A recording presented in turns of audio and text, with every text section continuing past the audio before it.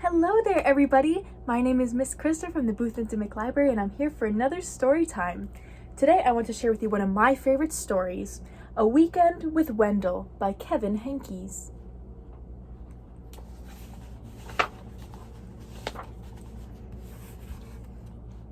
On Friday afternoon, Wendell's parents dropped him off at Sophie's house. "Wendell's going to spend the weekend with us," said Sophie's mother, "while his parents visit relatives out of town." "Oh boy," said Wendell. Sophie didn't say anything.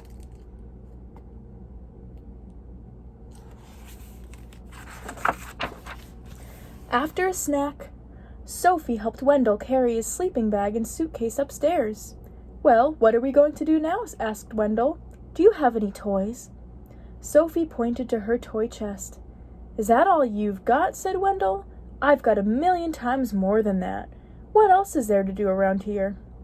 "We could play house," said Sophie. "Only if I can make the rules," said Wendell.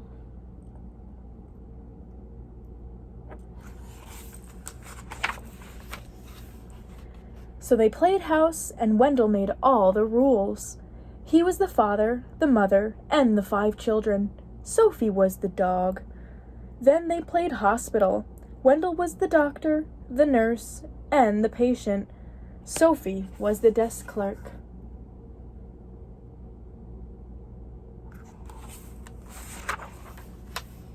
When they pretended they worked in a bakery, Wendell was the baker, and Sophie was a sweet roll. "Isn't this fun?" said Wendell. Sophie didn't say anything.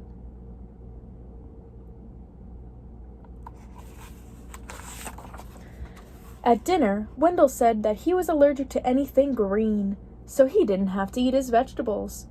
And then, when Sophie wasn't looking, he scooped the whipped cream off her dessert. "When is Wendell leaving?" whispered Sophie. "Soon," said her mother. "Soon," said her father.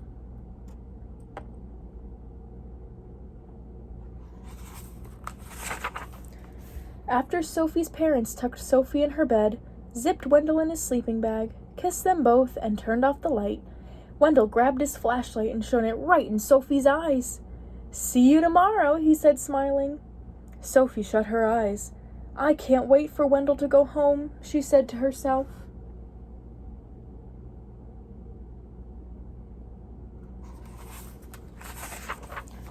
On Saturday morning, when Sophie woke up, there was a lumpy blue monster jumping up and down on her bed. It was Wendell. She felt something pinch her leg at breakfast. It was Wendell.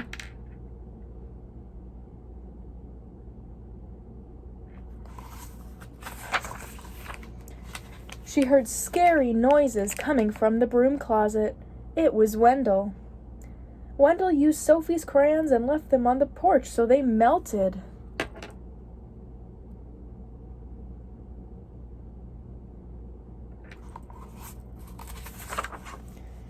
At lunch, Wendell finger-painted with his peanut butter and jelly.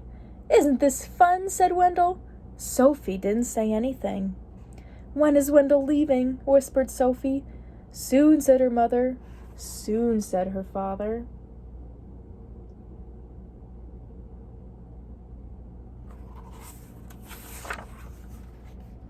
At bedtime, when Sophie put her head on her pillow, she heard something crunch. It was a note from Wendell. It said, "See you tomorrow." Sophie shut her eyes. "I can't wait for Wendell to go home," she said to herself.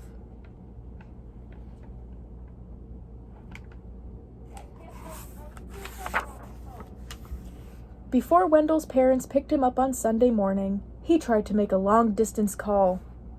He wrote his name on the bathroom mirror with toothpaste.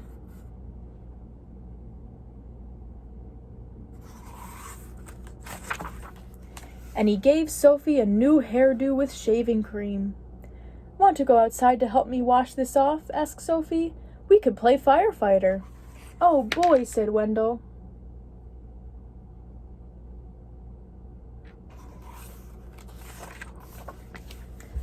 So they played firefighter, and Sophie made the rules. She was the fire chief. Wendell was the burning building.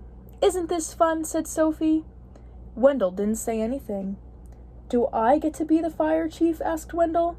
"Maybe," said Sophie.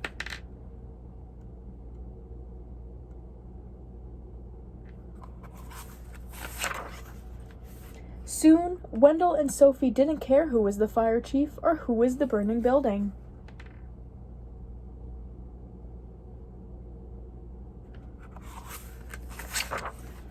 Time to go, said Sophie's mother. Time to go, said Sophie's father. All ready, said Wendell. All ready, said Sophie. When is Wendell coming back? Asked Sophie. Never, said her mother. Never, said her father.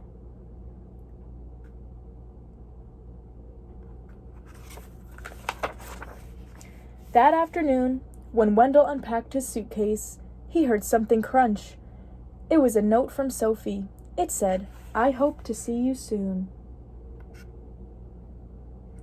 The end. I hope you all enjoyed that story, and I'll see you again soon for another one.